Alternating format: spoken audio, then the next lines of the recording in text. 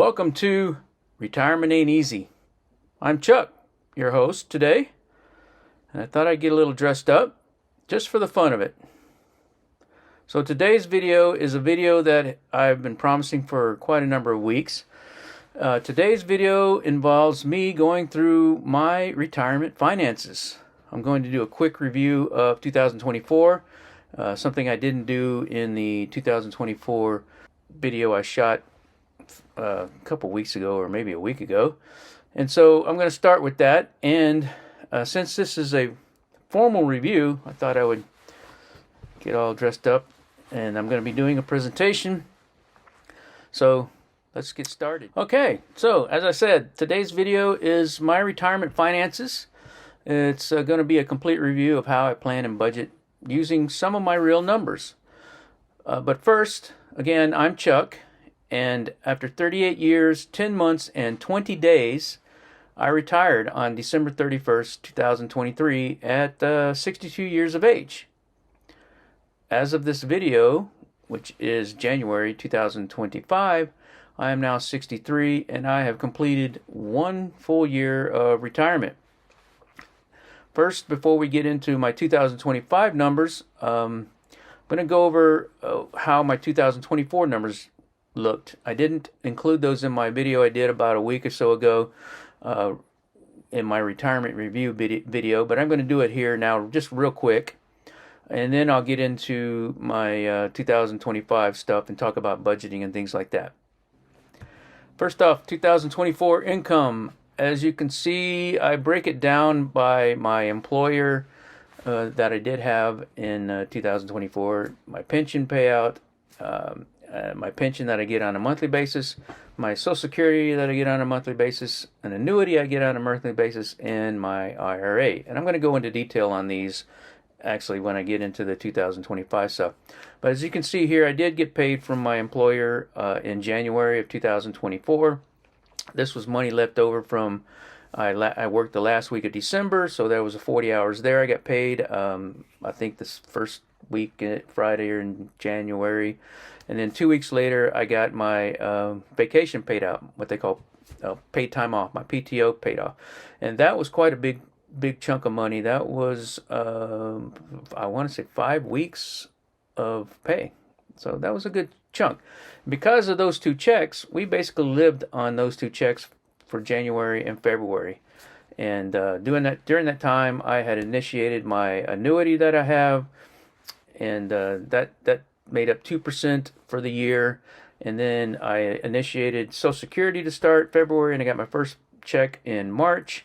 And so that, you see, is the 18% there. Before that, I'd always been getting a pension since I was 55. I cashed in my pension back in when I turned 55. At the time, things were looking a little bleak for the company that I worked for, and so we decided to go ahead and activate that. And that takes up 17% of my income. And then around August, September timeframe, I got this pension payout. I think I discussed this in the other video. And we took the payout, and that ended up to be about 19% of my income for the year. And then the IRA, because we got the pension payout and we had this truck equity payout, we didn't need to touch the IRA all that much, my IRA that I have. So only 27% of the year was that money. So this was my income for 2024, broken down by percentage. Interest earned, I didn't really earn enough interest at the time in my checking account anyway. Next slide, please. So this is my expenses for 2024.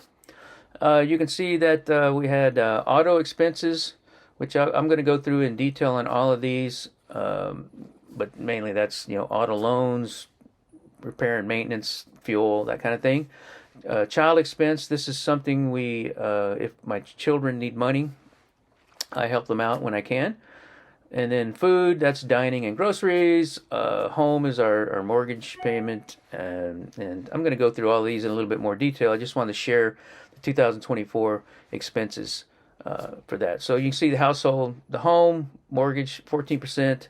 13% is food. That's actually quite high, in my opinion. when it's just me and my wife, except on weekends when we have my grandson. Then we do a little eating out, dining out, and then insurance that includes my auto, home, health insurance, which I'll get into some details there. Subscriptions, those are my TV stuff, TV streaming. Taxes paid, that's my property taxes for the most part. I did have to pay a little bit to Uncle Sam back in April, 6%. Utilities, again, this is gas, water, electric, 7%. And then transfers out, which is, as you can see, the biggest part of this, unfortunately, is credit cards. We have some credit card stuff we're paying off. And, people will say, well, why, you should not have retired if you got credit card debt and a mortgage. Well, I did, and I'm fine. So that's 2024 expenses. I should have showed these with the other video I did, but I wanted to throw these in here now. So let's move on to 2025.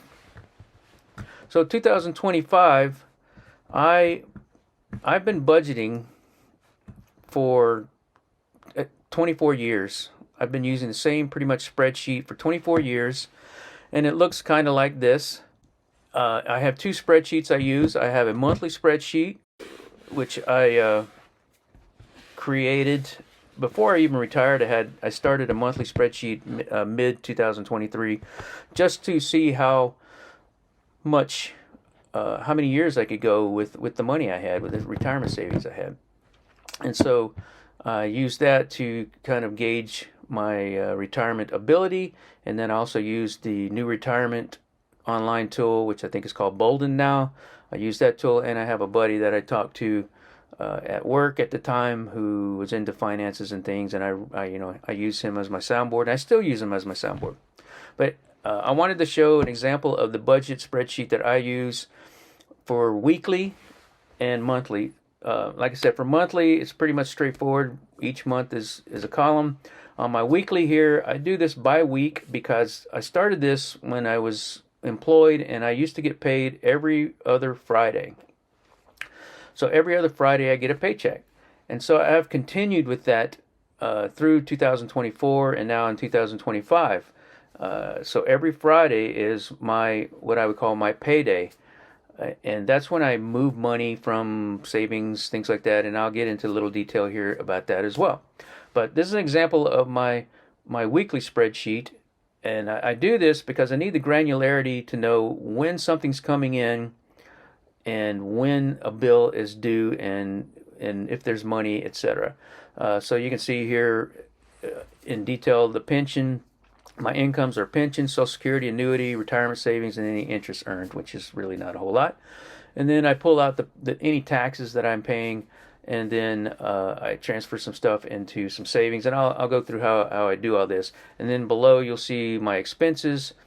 This is just the spreadsheet goes a little bit farther down, but there's auto, child, food, home, household, etc. So this is how I budget. I do a monthly budget, and then at the end of every month I go in and I update the numbers, put in real numbers, so that I have a history as well as looking forward budget. And then I do the same thing here with the weekly stuff. Okay, and I hope that makes sense. But this is my spreadsheet I use, and I've been using for 24 years or so. Next slide. And here is just an example, same thing. This is my monthly spreadsheet. Again, it's the same concept as the weekly. I just do it on a monthly basis, and you'll see monthly numbers there. And at the end of the month, I will go in and again fill out actual numbers on all the stuff.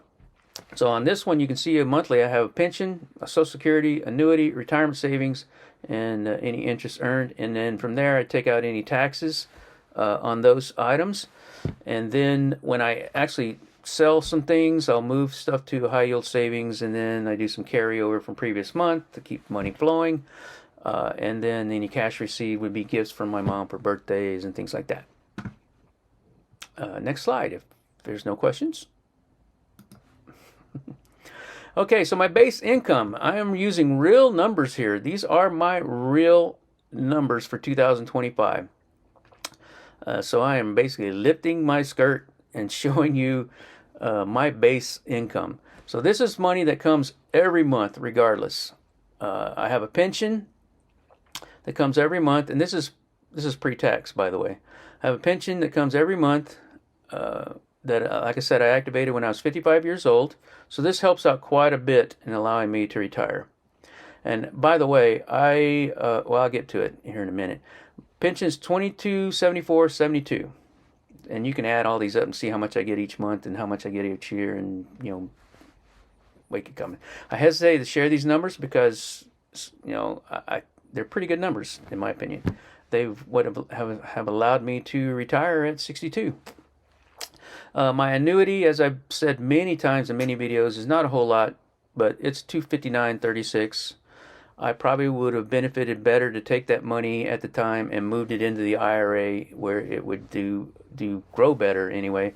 But it is what it is. I went and activated it, and I get this every month, and then when I pass, my wife will get this as well.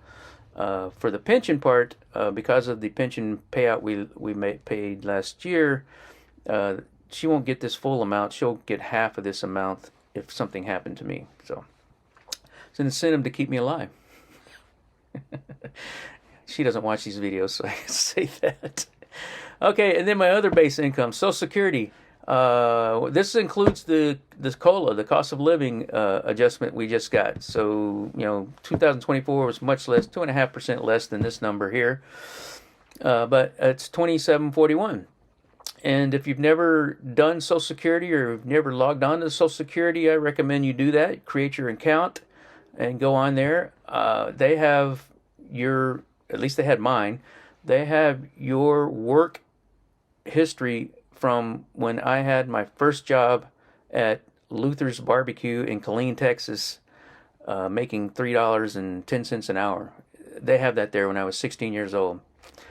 And they just list everything that you've ever worked at, including my time as a tutor at Southern Mississippi back when I was in college. So, interesting site. If you've never been, you should create yourself a Social Security account and get on there and just look at if you're not retired, you can go ahead and create an account and look at your stuff. In fact, they recommend that you go and look at your history, your employment history, and see that everything's there. Okay, so those of you, the calculators, you can go ahead and add these together, multiply by 12, and you can figure out how much I get per year. This is my base income. And then, of course, I I add to this any money that we need to cover any expenses through my retirement savings. Okay? So, any questions on that? No? Next slide. So, my retirement savings. I have 4 accounts for retirement. I have a 401k with my employer that I retired from. I have an IRA that is mine that used to be a 401k in my previous employer that I worked at for 26 years. And then my wife has an IRA as well from the previous employer. She had a 401k with them as well, and she rolled hers out into an IRA just like me. So those are my 3 retirement accounts.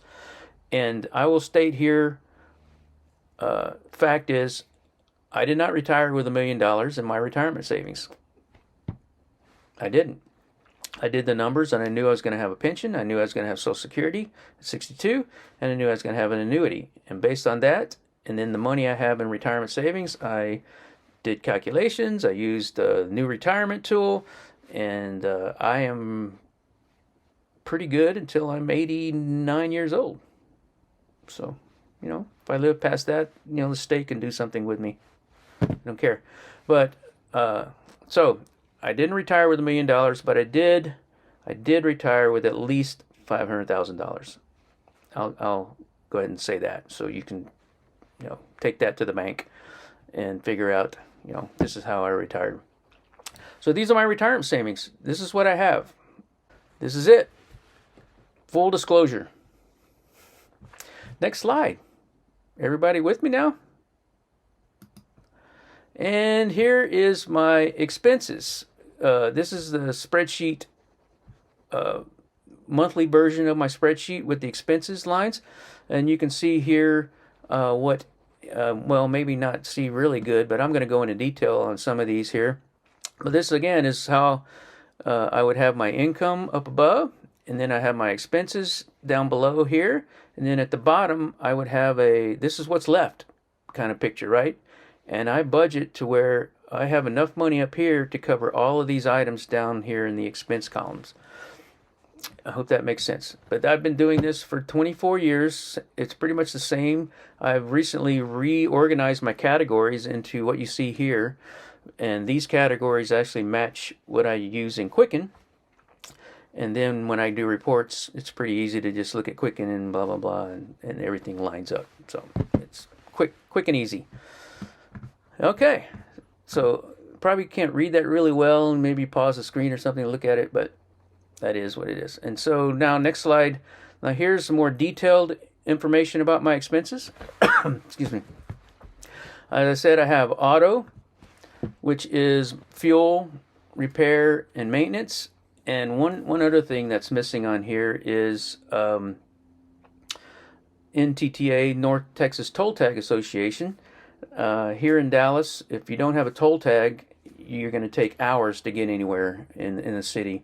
You have to have a toll tag to get on any of the major highways and make any progress in traffic. So everyone has a toll tag.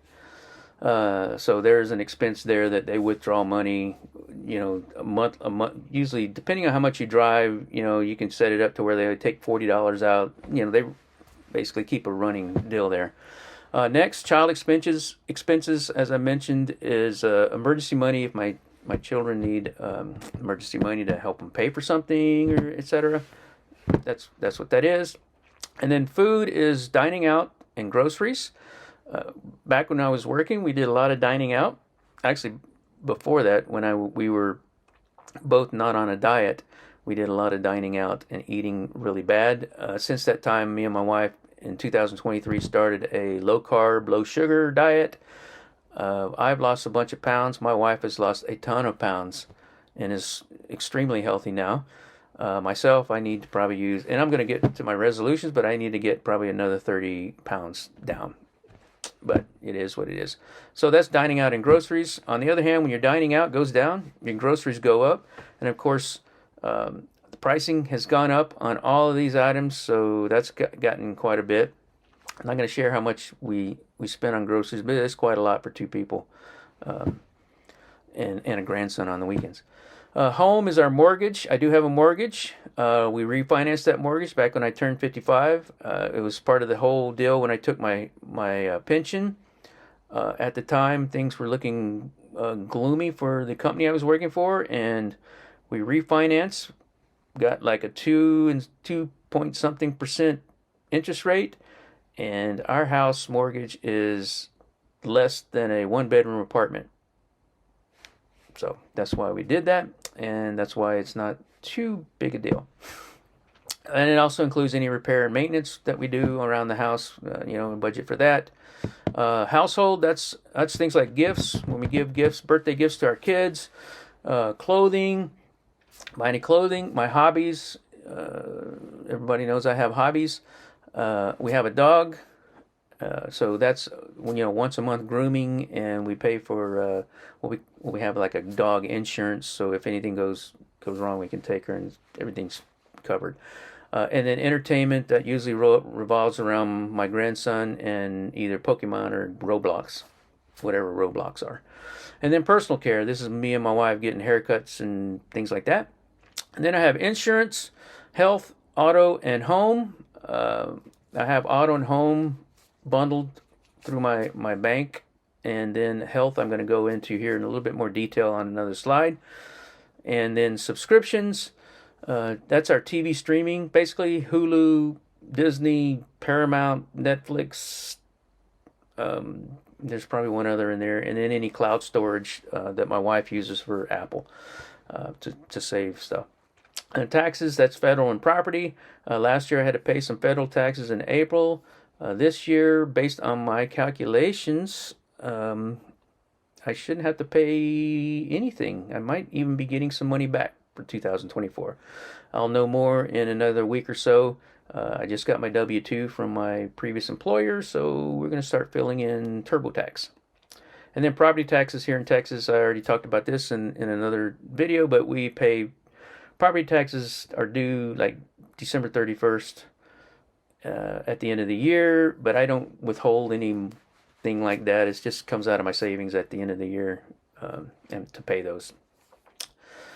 And then utilities, we have electric, gas, water, mobile. We don't have a house phone, landline anymore. It's all mobile now. And then we have internet. We get a gigabit fiber into the house, which allows us to do all the streaming stuff that we watch TV for. And then finally, transfers out. This is what I mentioned before. Credit cards. Still have some credit card debt, but it's diminishing. And hopefully by the middle of the year, we're completely out of any major credit card debt. And then also transfers out. I contribute once a month to my grandson's 529 college fund. And I've been doing that now for 2 or 3 years, and we'll continue to do that. He's 10 years old now. Got like eight more years of contributing at least $100 a month for that, and it's growing slowly. So those are my expenses in a little bit more detail. I'm not going to share numbers because they change monthly, and they're not going to be the same as where you are. I can tell you, internet, that's $100 a month for us for the gigabit fiber stuff that we have, for instance. So it all changes depending on where you live. Here in Dallas, things are a little bit more expensive here and there. Okay. Any questions? No? All right, let's move on. Next slide. Okay, health insurance in detail. These are my numbers for 2025. Now, back in December 2023, before I retired, I found out about Cobra. The company gave me information about Cobra. But I also had a friend who had retired from the same company and they'd given him the Cobra information. And he shared that information with me, and it was ridiculously expensive. It was going to be at least $2,200 to $2,300 a month for that just for medical health insurance. And so I said, no, I don't know if I'm going to do that. So I looked at other health insurance availabilities, watched a lot of YouTube, looked into all the stuff, including the church one that everyone talks about as well. And I ended up going to healthcare.gov in December 2023, took my spreadsheet that I had already budgeted for 2024, so I knew how much I was going to make in 2024, give or take, and put that number in, filled out the application at healthcare.gov, and ended up with a nice little subsidy. So I got pretty much the same kind of insurance that my company was offering, same deductible. I think I have $2,200 family deductible. Chose that. The big thing with that, though, was that I had to find an insurance plan that my doctor and my wife's doctor would take. So that was only the hardest part, was finding that.